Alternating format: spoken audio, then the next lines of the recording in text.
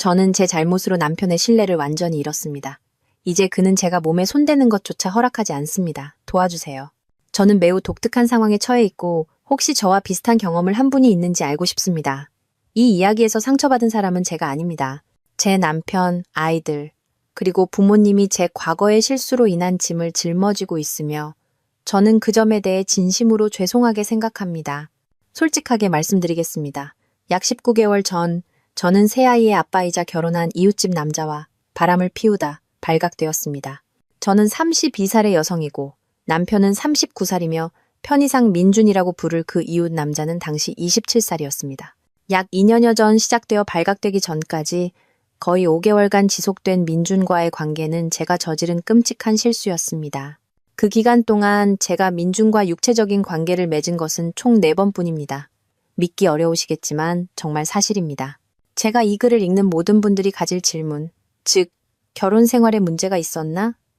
남편을 사랑하지 않았나? 불행했나? 등에 대해 답해드리자면 그 모든 질문에 대한 대답은 절대 아니오입니다. 저는 제 결혼 생활에 완전히 만족하고 있었고 남편 지훈과 우리 두 아들 9살, 11살을 세상 그 무엇보다 사랑했습니다. 지훈은 감정적으로, 정신적으로, 그리고 육체적으로 저를 만족시켜 주었습니다. 그는 제가 꿈꿔왔던 모든 것이었고 그 이상이었습니다. 민준에 대한 저의 끌림은 잘못된 것이었으며 18살 때의 첫 연애 경험으로 저를 되돌아가게 하는 깊은 곳에서 비롯되었습니다. 그것은 제 첫 경험처럼 거칠고 야성적인 끌림이었습니다. 마치 제 안에 있는 야생동물의 본능이 저를 그에게 이끄는 것 같았습니다. 고등학교 시절 4명의 남자와 사귀었지만 밤에 헤어질 때 가벼운 키스를 하는 것 이상의 진지한 관계는 아니었습니다. 사실 저는 그들 모두를 함께 자란 친구로 여겼습니다. 어느 날 친구 부모님이 운영하시는 펜션에 초대받았는데 그곳에서 준서라는 남자를 만났습니다. 준서는 제 친구의 사촌이었고 저는 그를 처음 본 순간부터 마음을 빼앗겼습니다. 당시 그는 20살이었고 저는 18살이었습니다. 우리는 만나는 순간부터 서로에게서 눈을 뗄 수 없었습니다. 그게 무엇이었는지는 모르겠지만 우리 사이에는 자석이 쇠에 이끌리듯 저를 그에게 끌어당기는 무언가가 있었습니다. 우리는 그 펜션에서 이야기를 나누기 시작했고 그는 일 때문에 가야 해서 우리는 전화번호를 교환했습니다. 다음 날 저녁, 우리는 만나서 아이스크림을 먹고 산책을 했습니다. 우리는 몇 시간 동안 서로에게 완전히 빠져들어 이야기를 나누었고 마치 약속이라도 한 듯 키스를 시작했습니다. 그는 저를 자신의 자취방으로 초대했고 저는 그곳에서 첫 경험을 했습니다. 준서의 무언가가 저를 흥분시켰고 제 모든 것을 그에게 주고 싶게 만들었습니다. 오늘날까지도 저는 그것을 설명할 수 없습니다. 그것은 무의식적이었고 저항할 수 없었습니다. 육체적인 관계를 넘어서 우리는 공통점이 전혀 없었고 사실상 맞지 않는 사이였습니다. 저는 열정이 식은 후 11개월 만에 준서와 헤어졌습니다. 1년 후 저는 지금의 남편 지훈을 만났습니다. 그는 제가 원하는 모든 조건을 갖추고 있었고 저는 그가 바로 그 사람이라는 것을 알았습니다. 우리는 1년 후에 결혼했고 제가 모든 것을 망치기 전까지 13년 동안 행복한 결혼 생활을 했습니다. 우리는 아빠를 꼭 빼닮고 그의 멋진 성격까지 물려받은 두 아들을 축복으로 받았습니다. 제가 이런 세세한 부분까지 공유하는 이유는 민준과의 관계를 시작하게 된 배경을 설명하기 위해서입니다. 민준과 그의 아내 유진은 우리 아파트 단지로 이사 왔는데 그들은 가장 젊은 부부였습니다. 우리 부부는 두 번째로 젊었고 다른 이웃들은 대부분 60대였습니다. 모두가 민준과 유진을 따뜻하게 환영했습니다. 그들은 아파트 단지 주민소풍에 초대되었고 그곳에서 민준과 저는 오래전 제가 펜션에서 준서를 처음 만났을 때처럼 서로를 처음 의식하게 되었습니다. 제가 민준을 다시 본 것은 그가 파이낸스 부서에서 일하는 자동차 대리점에서였습니다. 우리는 새 SUV를 알아보고 있었고 남편이 민준이 그곳에서 일한다는 것을 알게 되자 그들은 이야기를 나누기 시작했습니다.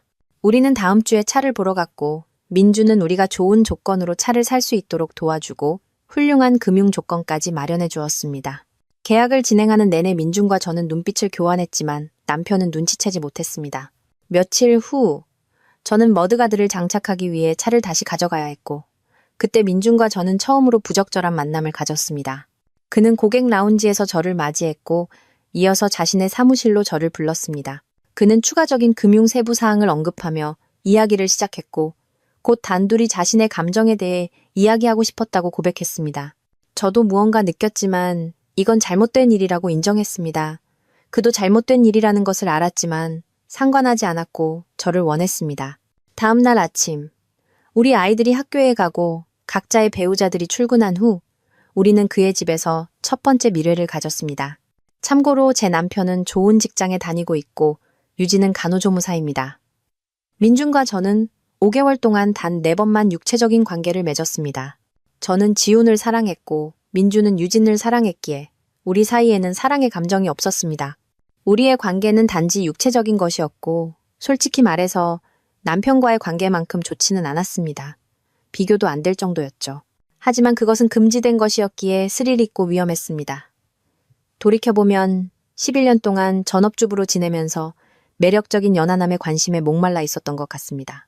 저는 남편과 사랑스러운 결혼 생활을 유지하면서 이 비밀스러운 모험을 즐길 수 있다고 생각했습니다. 그 생각은 19개월 전 어느 목요일 아침 산산조각 났습니다. 민준과 제가 그의 집 침대에서 유진의 어머니에게 발각된 것입니다. 그녀는 우리가 한창 관계를 맺고 있을 때 들어와 욕설을 퍼붓기 시작했습니다. 그녀는 민준을 때리고 손톱으로 핥히어 큰 상처를 남겼습니다. 또한 제 턱을 정통으로 가격하고 머리카락을 2움큼이나 뽑았습니다. 저는 겨우 옷을 챙겨 입고 그 집을 빠져나왔습니다. 집에 돌아온 저는 방금 일어난 일에 완전히 충격을 받았고 제 행동의 현실이 뼈저리게 느껴졌습니다. 지훈과의 완벽했던 결혼이 이 일로 영원히 변했고 끝날 수도 있다는 것을 깨달았습니다. 저는 몇 시간 동안 말없이 앉아 벽만 쳐다보며 남편에게 어떻게 말해야 할지 고민했습니다. 결국 남편에게 전화를 걸어 아주 중요한 할 이야기가 있다는 긴급 메시지를 남겼습니다. 그가 답이 없자 문자를 보냈지만 여전히 답이 없었습니다.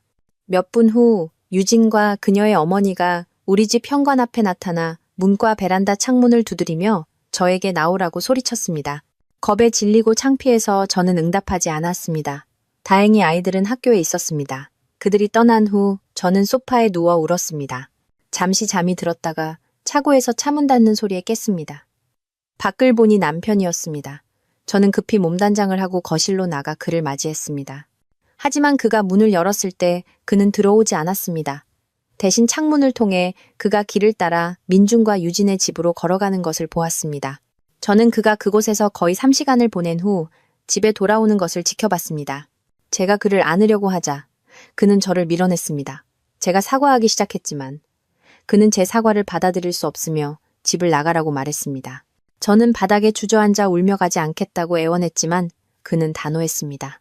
그러고는 저희 어머니에게 전화를 걸어 제가 한 짓을 설명하고 저를 데리러 와달라고 부탁했습니다. 엄마는 오셔서 지훈에게 사과하고 그날 밤은 친정집으로 가자고 저를 설득하며 옷가지를 싸는 것을 도와주셨습니다. 저는 울면서 떠나며 지훈에게 아이들에게는 뭐라고 말할 거냐고 물었습니다. 그는 자기가 알아서 하겠다고 했습니다. 저는 상심하고 부끄러운 마음으로 집을 나섰습니다. 그날 밤 저는 지훈에게 전화를 걸었고 놀랍게도 그가 받았습니다. 그는 단지 여보세요 라고 말하고는 침묵했습니다. 저는 제 이름을 말하고 사과하며 다시는 이런 짓을 하지 않겠다고 약속했습니다. 제 남은 인생을 그에게 보상하며 살겠다고 다짐했습니다. 지훈은 계속 침묵했고 제가 할 말이 더 있냐고 물었습니다.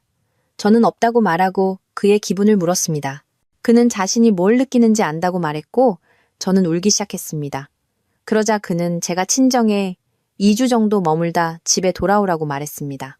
저는 마지못해 동의했지만 언제 그와 아이들을 다시 볼 수 있는지 물었습니다. 그는 지금은 저를 보고 싶지 않지만 매일 밤 9시에 짧게 통화하는 것에는 동의했습니다. 첫 통화는 제가 사랑해라고 말하고 지훈이 아무 말 없이 전화를 끊는 것으로 끝났습니다. 다음 날 밤 통화도 제가 사과하고 지훈이 침묵을 지키다가 제가 말을 멈추자 끝나는 식으로 똑같이 진행되었습니다. 그러다 그는 폭탄 선언을 했습니다. 이혼하고 싶다는 것이었습니다. 이 말을 듣고 저는 무너져 내렸고 다시 한번 기회를 달라고 애원했습니다. 그는 거절하며 자신이 힘들게 번 자산의 절반을 잃게 될 것을 인정했습니다. 그러더니 그는 뜻밖에도 제가 그냥 사라져서 그와 아이들만 남겨준다면 자신이 가진 모든 것을 주겠다고 말했습니다. 저는 다시 무너져 내리며 그가 진심이 아닐 거라고 주장했지만 그는 진심이라고 단언했습니다. 우리는 전화를 끊었고 저는 밤새 울었습니다. 그 후 저는 그를 머물게 할 방법을 생각하기 시작했고 그가 거절할 수 없을 만큼 유리한 혼인 계약서를 제안할 계획을 세웠습니다. 제가 원한 것은 비용에 상관없이 제 사랑을 증명할 두 번째 기회뿐이었습니다. 다음 주 지훈이 이혼 전문 변호사를 만나는 동안 저는 이혼 준비가 아닌 이혼 서류를 받기 전에 지훈에게 제시할 혼인계약서를 작성하기 위해 제 변호사를 만났습니다. 저는 그런 일방적인 계약서를 기꺼이 작성해줄 변호사를 찾기 위해 4명의 다른 변호사를 찾아갔습니다. 그 계약서는 남편이 저와 일정 기간 결혼 생활을 유지하며 저에게 사랑을 되찾을 두 번째 기회를 주는 대가로 거의 모든 혜택을 받는 저에게는 매우 불리한 내용이었습니다. 불행히도 지훈의 변호사는 단 11일 만에 이혼 서류를 완성했고 저는 이틀 후에 친정에서 서류를 받았습니다. 저는 지훈에게 제가 제안한 혼인계약서를 전달했습니다. 그날 밤 제안서를 읽은 후 우리는 통화했습니다. 그는 제가 제안한 내용에 약간 놀란 듯했고 지난 2주 동안 로봇처럼 차갑기만 했던 분노한 남자가 아닌 제가 한때 알았던 다정한 사람의 모습을 처음으로 느낄 수 있었습니다. 그 계약서는 지훈에게는 완전한 승리였고 저에게는 제가 지킬 가치가 있다는 것을 증명할 기회였습니다. 혼인계약서의 구체적인 내용은 밝히지 않겠지만 우리가 최소 30개월 동안 결혼 생활을 유지하고 함께 살 경우 지훈이 우리 부부 공동재산의 거의 전부를 소유하게 된다는 점은 확인할 수 있습니다. 또한 제가 다시 불륜을 저질러 이혼하게 되면 저는 우리 공동재산에 대한 모든 권리를 잃고 위자료나 양육비도 한 푼도 받지 못하게 됩니다. 계약서는 또한 제가 6개월 이내에 정규직을 구하고 가계에 기여할 것을 요구합니다. 마지막으로 남편은 남은 결혼 기간 동안 원한다면 다른 여자를 만날 수 있습니다. 저는 지훈이 절대 바람을 피울 사람이 아니라는 것을 압니다. 그의 천성이 그렇지 않으니까요. 하지만 저는 제가 그를 이 옵션을 줄 만큼 사랑한다는 것을 그가 알아주길 바랐습니다. 놀랍고 기쁘게도 지훈은 한 가지 추가 조항을 달아 제안을 수락했습니다.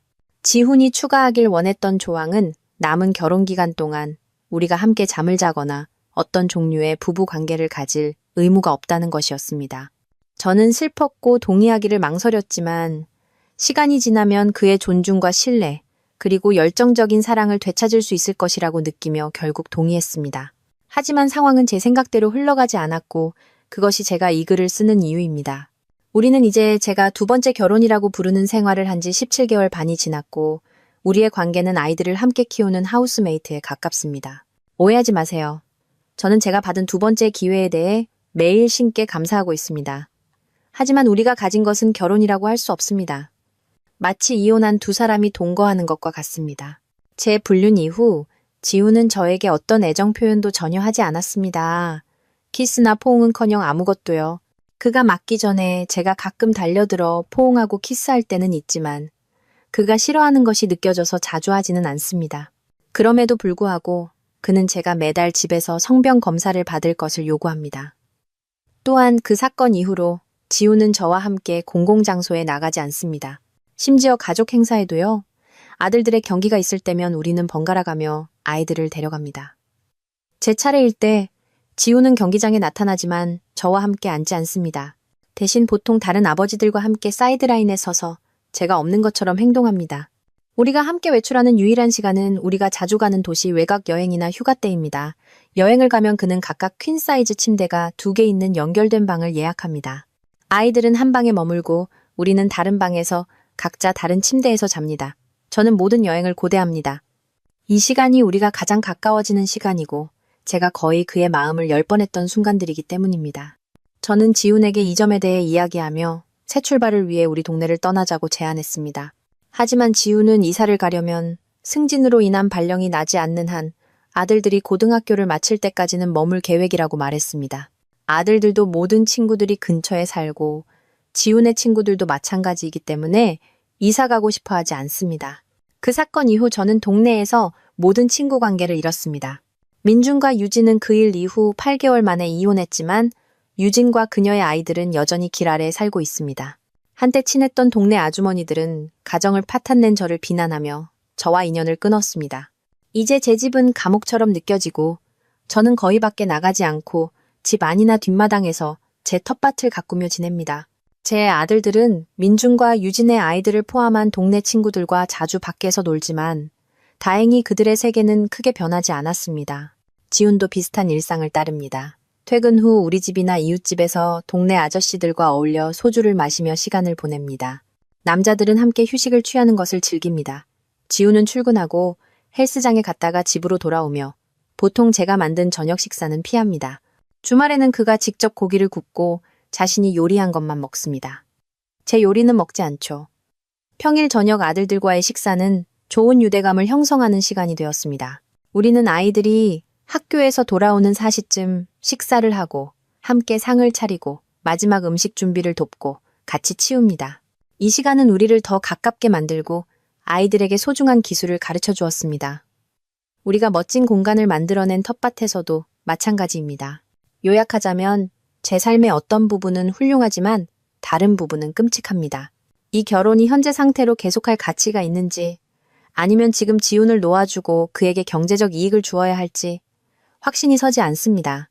마음속 깊은 곳에서는 그가 행복하지 않으며 더 이상 저를 아내나 연인으로 보지 않고 단지 공동 양육자로만 여긴다는 것을 압니다. 저는 지훈을 많이 사랑하고 제가 저지른 일의 짐을 평생 짊어지고 갈 것입니다. 우리가 한때 가졌던 사랑스러운 관계로 돌아가고 싶지만 그가 허락해줄지 의문입니다. 제가 어떻게 해야 할지 여러분의 의견을 들려주세요. 그를 그토록 뻔뻔하게 배신한 후 남편의 사랑과 신뢰를 성공적으로 되찾을 수 있는 방법에 대한 어떤 제안이라도 감사히 받겠습니다. 지난달 저는 조언에 따라 우리 결혼에 약간의 공간을 주기 위해 일시적으로 집에서 나가기로 결정했습니다. 근처에 가구가 딸린 오피스텔을 임대했고 그 이후로 그곳에서 지내고 있습니다. 남편과 아이들과 함께 있는 것, 그리고 제 텃밭이 그립기는 하지만 그 동네를 떠나 있는 것은 안도감을 줍니다. 그곳에는 너무 많은 나쁜 기억과 분위기가 있고 그 모든 것이 제 잘못이라는 것을 압니다. 제가 한 일에 대해 변명하는 것이 아닙니다. 제가 제 결정을 지훈에게 말했을 때 그는 놀란 듯했고 약간 슬퍼하며 많은 질문을 했습니다. 그의 반응은 저에게 많은 것을 보여주었습니다. 그가 여전히 저를 사랑한다는 것을요. 그의 눈에서 그것을 볼 수 있었습니다. 저는 방과 후에 아들들을 데리러 가고 아이들은 제 오피스텔에 와서 저녁을 먹고 일주일에 며칠 밤을 자고 갑니다. 지훈과 저는 이 문제에 대해 유연하게 대처하고 있고 아이들은 우리 집과 제 오피스텔 사이를 자유롭게 오갈 수 있습니다. 지금 가장 큰 어려움은 집을 나와 있으니 지훈을 많이 보지 못하고 그와 이야기할 기회가 없다는 것입니다. 그래서 저는 그와 연결고리를 유지하기 위해 일주일에 여러 번 그에게 전화해서 시시콜콜한 질문을 하곤 합니다. 최근에 우리는 다양한 일에 대해 여러 차례 긴 대화를 나누었습니다. 이것 또한 그가 여전히 저를 사랑한다는 또 다른 신호입니다. 제가 그를 사랑한다는 것은 확실합니다. 지금은 여기까지입니다. 감사합니다. 인생이란 참 롤러코스터와 같아서 오르막과 내리막이 있네요. 불행하게도 두 번째 결혼 생활 2년 차에 접어들었을 때 지훈은 우리가 이혼하는 것이 최선이라고 결정했습니다. 지훈은 여전히 저를 사랑하고 미래에 다시 연인 관계를 맺고 싶을 수도 있지만 우리가 결혼한 상태에서는 그렇게 하기가 어렵다고 믿는다고 말했습니다. 그는 결혼한 상태에서는 자신이 무시당하고 배신당했다는 느낌을 떨칠 수 없지만 이혼 후에는 그런 감정을 놓을 수 있을 것 같다는 심리적인 설명을 했습니다. 지훈은 이혼이 최종적으로 마무리되면 그것을 축하하자고 심지어 함께 밤을 보낼 수도 있다고 제안했습니다. 죄책감을 가진 채 헤어지는 이상한 방법처럼 들릴지 모르지만 지훈을 파트너, 연인, 그리고 친구로서 제 삶에 계속 둘 수 있다면 기꺼이 따를 생각입니다. 지훈은 우리가 다시 만난다 하더라도 재혼은 하지 않을 것이라고 분명히 했습니다. 그는 우리가 진정으로 서로를 사랑한다면 구속력 있는 계약은 필요 없다고 믿습니다. 저도 그 점에 동의하지만 이혼하지 않고 이렇게 할 수 있는 방법이 있었으면 하는 바람은 있습니다. 이혼에 관해서는 그가 혼인계약서의 규정을 충족하지 못했음에도 불구하고 저는 자발적으로 우리 공동재산의 4분의 3을 그가 갖도록 결정했습니다. 위자료나 양육비도 청구하지 않을 것입니다. 어떤 분들은 제가 너무 관대하다고 비판할지 모르지만 저는 그가 그 돈을 벌었고 제가 충실했다면 그 모든 것을 저에게 주었을 것이라고 믿습니다. 저는 이 결정에 대해 마음이 편하며 일하지 않아도 앞으로 8년 이상은 편안하게 살 수 있습니다. 현재는 일을 하고 있어서 재정적으로 상황은 더 좋습니다. 저처럼 유혹에 힘들어하는 여성분들에게 조언을 드리고 싶습니다. 제 제안은 그것에 저항하라는 것입니다. 그 스릴은 위험을 감수할 가치가 없습니다. 스스로를 통제하기 어렵다면 전문가의 도움을 받으세요.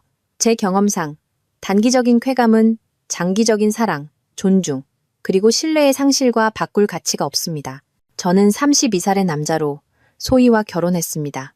우리는 2년 연애 끝에 결혼했고 결혼한 지는 이제 2년이 되었습니다. 최근 우리 사이의 상황이 좋지 않습니다. 문제는 2달 전 아내가 결혼 생활에 흥미를 더하기 위해 개방적인 관계를 갖자고 제안하면서 시작되었습니다. 저는 그녀의 제안에 놀랐습니다. 그녀가 그런 말을 꺼낼 줄은 꿈에도 몰랐으니까요. 분명히 하고 싶은 것은 제가 그녀를 통제하려는 것이 아니라는 점입니다. 하지만 우리의 역사를 고려할 때 그녀가 정말로 이것을 시도하고 싶어 한다는 것을 믿기 어렵습니다. 솔직히 말해서 개방적인 결혼은 위험하고 종종 한쪽 또는 양쪽 모두에게 상처를 주는 것으로 끝납니다. 저는 그녀에게 개방적인 결혼 관계는 불편하다고 분명히 말했습니다. 새로운 것을 시도하거나 결혼 생활에 활력을 불어넣는 것에 반대하는 것은 아니지만 그런 것들은 제3자가 개입하지 않는 닫힌 결혼의 경계 안에서 이루어지기를 바랍니다. 그녀는 실망했습니다. 제가 그녀의 부탁을 거절하는 것은 드문 일이기 때문입니다. 저는 그녀를 많이 사랑하고 보통 타협을 하더라도 그녀의 요청을 들어주는 편입니다. 그녀는 우리 대화 후에 아무 말도 하지 않았지만 저는 그녀가 그것에 대해 행복하지 않다는 것을 느낄 수 있었습니다. 저는 상황의 본질을 파악하고 그녀의 논리를 이해하고 싶었습니다. 저는 제 잠자리 능력에 대해 의문을 갖기 시작했습니다. 그녀와 이야기하고 싶었지만 그녀는 침묵을 지켰습니다. 소희는 바쁜 업무 스케줄을 가진 컨설턴트로 종종 다른 시간대에서 일하기 때문에 일과 삶의 균형이 깨져 있습니다. 저 역시 바쁜 업무 스케줄을 가지고 있지만 우리 시간대를 벗어날 필요는 없어서 제 쪽이 더 수월합니다. 그녀의 업무 스케줄 때문에 저는 제 걱정을 그녀와 상의할 수 없었습니다. 저는 충동적으로 그녀에게 아니요라고 말한 제 자신을 탓했습니다. 결정을 내리기 전에 더 많은 정보를 물어봤어야 했습니다. 기분이 끔찍했습니다. 거의 2주 후 어느 날 제가 일찍 퇴근해서 그녀가 가장 좋아하는 라자냐를 저녁으로 만들었습니다. 그녀는 제 행동에 행복해했습니다. 우리는 껴안고 좋은 시간을 보냈습니다. 저는 그 기회를 이용해 그녀에게 개방적인 결혼 관계 제안에 대해 물었습니다. 그녀는 즉시 좌절하며 제가 심리 게임을 하고 있다고 비난했습니다. 저는 그녀를 속인 것이 아닙니다. 단지 그녀와 시간을 보내고 개방적인 결혼에 대한 그녀의 관점을 이해하고 싶었을 뿐입니다. 그게 다입니다. 저는 그녀의 비난에 화가 나서 제가 그녀의 요구를 충족시켜주지 못하고 있냐고 직접적으로 물었습니다. 그 후에 그녀는 마음을 열었습니다. 그녀는 자기 회사에 갓 대학을 졸업한 20대 초반의 인턴들이 있다고 말했습니다. 그들은 파티를 많이 하고 기회가 될 때마다 하룻밤 관계를 갖는다고 합니다. 그들의 모험적인 이야기가 그녀의 마음에 개방적인 결혼이라는 아이디어를 심어주었다는 것입니다. 그녀는 젊은 동료들이 그들의 흥미진진한 삶에 대해 이야기할 때 나만 뒤처지는 것 같은 두려움, 포모를 느꼈다고 인정했습니다. 저는 그녀의 말을 듣고 그녀의 관점을 이해했습니다. 사람들이 유혹적인 것들에 영향을 받는 것은 자연스러운 일입니다. 저는 그녀에게 개방적인 결혼관계라는 아이디어가 불편하다고 말했습니다. 왜냐하면 저는 우리의 관계를 소중히 여기기 때문입니다. 우리의 유대감은 저에게 많은 것을 의미합니다. 소희를 만나기 전에 저도 20대 때 다른 사람들처럼 거친 삶을 살았습니다. 하지만 모든 사람이 겪는 감정적인 어려움을 겪었고 흥분은 사라지고 공허함만 남을 수 있다는 것을 압니다. 소희를 만난 후 안정을 찾았고 예전의 삶으로 돌아가고 싶지 않았습니다.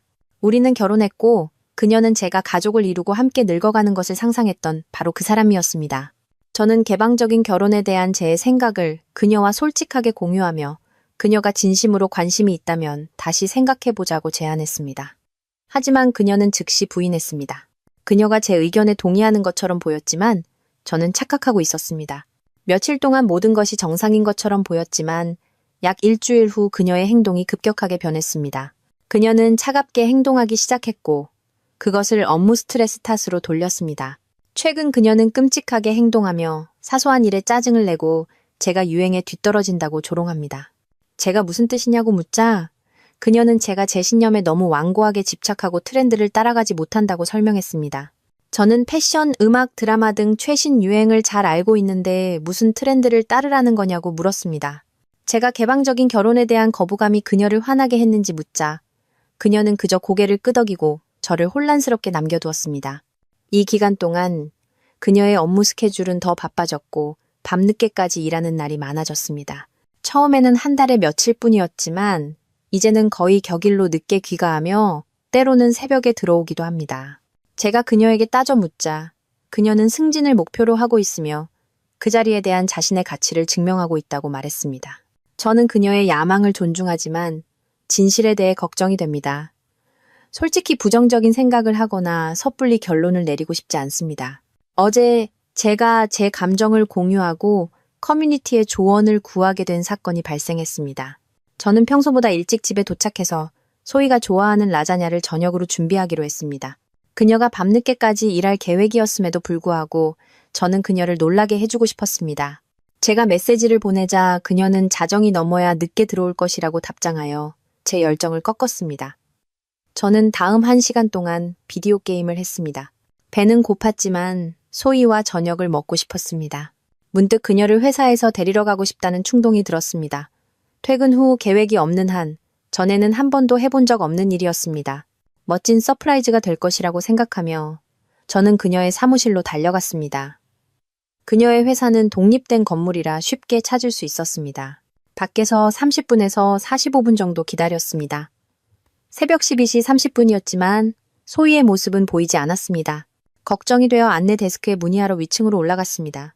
사무실은 야간 근무 직원들로 여전히 분주했고 안내 데스크 직원은 소희가 이미 퇴근했다고 알려주었습니다. 저는 제 아이디어를 후회하며 집으로 돌아왔지만 그녀는 집에 없었습니다. 그녀의 안전이 걱정되었습니다. 바람 피우는 것은 제 마음속에 마지막으로 떠오른 생각이었습니다. 저는 그녀의 안위가 더 걱정되었습니다. 소희의 직장 동료. 누구에게도 연락하기에는 너무 늦었고 그녀가 그 회사에 입사한 지 6개월밖에 되지 않았기 때문에 저는 그들의 연락처를 가지고 있지 않았습니다. 저는 무엇을 해야 할지 몰랐습니다. 지치고 불안한 상태에서 저는 소파에서 잠이 들었습니다. 아침 햇살과 함께 잠에서 깼을 때 저는 충동적으로 제 방으로 달려갔습니다. 소희가 침대에서 편안하게 자고 있는 것을 발견했습니다. 저는 그녀에게 다가가 이불을 덮어주고 다시 소파로 돌아가 잠을 잤습니다. 아침에 그녀는 이미 출근 준비를 하고 있었습니다. 저는 어젯밤에 언제 집에 왔냐고 물었고 그녀는 아시아 고객과의 회의를 포함해 바쁜 하루 때문에 새벽 3시쯤이라고 말했습니다. 궁금해서 언제 사무실을 떠났는지 물어보자 그녀는 무심코 새벽 2시 30분쯤이라고 말했고 저는 충격을 받았습니다. 그녀의 대답은 우려를 낳았습니다. 안내 데스크 직원이 새벽 12시 30분경에 소희가 사무실에 없었다는 잘못된 정보를 저에게 주었거나 아니면 소희가 새벽 2시 30분까지 그곳에 있었다고 거짓말을 하고 있는 것이었습니다. 전날 밤의 스트레스로 여전히 어지러웠기 때문에 저는 더 이상 캐묻지 않았습니다. 그녀는 오후에 저에게 전화해서 제가 그녀의 사무실에 갔었는지 물었습니다. 안내 데스크 직원이 제 한밤중의 방문에 대해 그녀에게 알려주었다는 것입니다. 저는 안내 데스크 직원의 이례적인 근무 시간에 대해 의아해했지만 왜 그녀의 사무실에 갔는지 설명했습니다. 그녀는 잠시 침묵하더니 오후에 도시의 다른 지역에 있는 고객사의 미국 지사에서 회의를 하기 위해 사무실을 떠났다고 해명했습니다. 이것이 제가 확인했을 때 그녀가 사무실에 없었던 이유를 설명해 주었습니다. 그녀는 그 고객이 아시아 회사이며 미국에 지사가 있고 그곳에서 아시아 시간대의 직원들과 화상회의에 참여했다고 자세히 설명했습니다. 이것이 전 세계적으로 흔한 관행임에도 불구하고 저는 제 자신의 상황에 대해 혼란스러움을 느꼈습니다. 저는 어찌할 바를 모르겠습니다. 상황이 진정될 때까지 기다려야 할까요? 아니면 제 의심을 가지고 소희와 다시 대면해야 할까요? 저는 과거에 그녀와 여러 번 대면했습니다. 어떤 제안이나 조언이라도 감사히 받겠습니다. 충격적인 소식을 받았습니다. 제 푸념을 들어주세요. 저는 소희의 이메일이나 휴대폰 비밀번호에 접근하기 위해 여러 가지 방법을 시도했지만 그녀는 그것을 매우 비밀스럽게 지켰습니다. 진실을 밝히기 위해 아이디어를 짜내려고 열심히 노력했지만 성공하지 못했습니다. 지난 2주 동안 소희는 계속해서 늦게 퇴근했고 우리는 거의 가끔씩 업무적인 대화만 나누며 서로에게 냉담하게 대했습니다. 이틀 전 그녀는 몇 년 동안 신장 문제로 고생해온 어머니와 통화하고 있었는데 최근 혈액 검사 결과가 좋지 않았습니다. 그녀가 침대에서 어머니와 통화하는 동안 저는 걱정이 되어 그녀의 휴대폰을 들고 어머니의 상태를 확인했습니다. 그녀가 지루한 검사와 약물 루틴을 이야기하는 동안 제 머릿속에 무언가 번쩍했습니다. 저는 잠금 해제된 휴대폰 화면에 뜬 카톡 알림을 엿보았습니다. 저는 일어나서 어머니와 통화하며 방으로 걸어 들어갔고 아무렇지 않게 통화하면서 화장실로 들어가 문을 잠갔습니다. 저는 휴대폰을 스피커폰으로 설정하고 듣는 척하면서 알림을 통해 메시지를 읽었습니다. 알림에는 소희가 그날 누군가를 만나 재미있는 시간을 보내기로 되어 있다는 내용이 있었습니다. 저는 그녀의 SNS 메시지를 열었고 여러분이 옳았습니다. 그녀는 바람을 피우고 있었습니다. 그녀는 이 경험 없는 동료들과 얽혀 있었습니다. 몇 분 후 그녀는 제가 그녀의 휴대폰을 화장실로 가져간 것을 깨닫고 그것을 돌려달라며 문을 두드리기 시작했습니다. 저는 모든 대화를 읽을 시간이 충분하지 않았기 때문에 구체적인 증거를 찾기 위해 그녀의 갤러리를 빠르게 훑어보았습니다. 갤러리는 제 아름다운 아내가 동료들과 함께 선정적인 자세를 취하고 있는 노골적인 사진들로 가득 차 있었습니다. 저는 그 사진들을 제 자신에게 이메일로 보내고 기록을 삭제했습니다. 그녀는 여러 동료와 바람을 피우고 있었습니다. 너무 역겨워서 토할 것 같았습니다. 그동안 아내는 계속 문을 두드리며 휴대폰을 돌려달라고 했습니다. 저는 그녀의 잔소리를 들을 수가 없었습니다. 저는 문을 열고 재빨리 그녀에게 휴대폰을 건네주고 다시 화장실 문을 잠갔습니다. 처음에는 당장 달려나가 그녀와 대면하고 싶었지만 대신 마음을 진정시키고 분노를 가라앉혔습니다. 카톡 알림에는 그들이 그날 만나기로 한 장소와 시간이 자세히 나와 있었습니다. 화장실을 나와 차키를 잡고 그 장소로 차를 몰았습니다. 집을 나설 때 그녀가 희미하게 제 이름을 불렀지만 저는 돌아보지 않았습니다. 호텔에서 저는 소란을 피우지 않기 위해 로비의 가장 어두운 테이블을 선택했습니다. 그녀가 바람을 피우러 가는 길에 얼마나 편안한지 지켜보기 위해서였습니다. 그녀는 오후 5시에 거기에 도착하기로 되어 있었고 저는 3시에 도착했습니다. 5시까지 수많은 잔의 술을 마셨습니다. 처음에는 집에서 그녀와 대면하기를 바랐지만 제가 무슨 생각을 하고 있었는지 모르겠습니다. 아마도 너무 무감각하고 대면할 준비가 되어 있지 않았던 것 같습니다. 6시까지도 그녀는 로비에 나타나지 않았습니다. 그녀가 제 존재를 감지하고 장소를 바꿨을지도 모른다고 생각했습니다. 그럼에도 불구하고 저는 너무 취하고 지쳐서 명확하게 생각할 수 없었습니다. 저는 그곳에 앉아 계속 술을 마셨습니다. 7시쯤 저는 소희를 보았습니다. 그 광경에 제 세상이 무너졌습니다. 4시간의 음주 후 시야가 흐려졌습니다. 다음에 일어난 일은 희미하게 기억납니다. 자동 조종 모드로 반응하여 일어나서 그녀가 입장 등록을 하고 있는 리셉션 구역으로 비틀거리며 다가가 그녀의 어깨를 두드리며 말했습니다. 재미있는 시간 보내. 아마 더 많은 말을 했을지 모르지만 이것이 요약된 버전입니다. 그녀는 제 손을 잡고 설명하려고 했지만 그녀의 말은 기억나지 않습니다. 제가 그녀를 뿌리치고 그녀의 소나기에서 팔을 빼내고 호텔을 뛰쳐나온 것은 기억합니다. 저는 택시를 잡아 친구 현우의 집으로 갔고 그의 문 앞에서 기절했습니다. 다음에 기억나는 것은 어제 오후 친구의 소파에서 깨어난 것입니다. 저는 16시간을 내리잤습니다. 일요일 오후였습니다. 친구 현우는 저에게 신선한 레모네이드와 함께 점심을 만들어 주었습니다. 저는 그에게 제 모든 이야기를 털어놓았습니다. 그는 공동계좌를 동결하고 비밀번호를 바꾸고 즉시 성병 검사를 받으라고 조언했습니다. 그렇게 심하게 배신당한 사람에게 돈과 이 모든 사생활 확인은 가장 사소한 걱정거리였습니다. 저는 방전된 제 휴대폰을 찾아 충전기에 꽂고 전원을 켰습니다. 화면은 알림으로 가득 찼습니다. 100통의 부재중 전화, 50개의 음성 메시지, 그리고 수많은 애원하는 메시지들. 저는 모든 것을 무시했습니다. 몇 분 후 그녀에게서 다시 전화와 메시지가 오기 시작했습니다. 저는 모든 플랫폼에서 그녀를 차단했습니다. 너무 역겨워서 그녀의 메시지와 이메일을 완전히 읽지도 않았습니다. 오늘은 월요일입니다.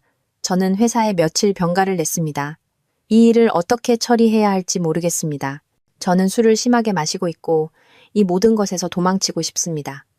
이제 뭘 해야 할지 모르겠습니다.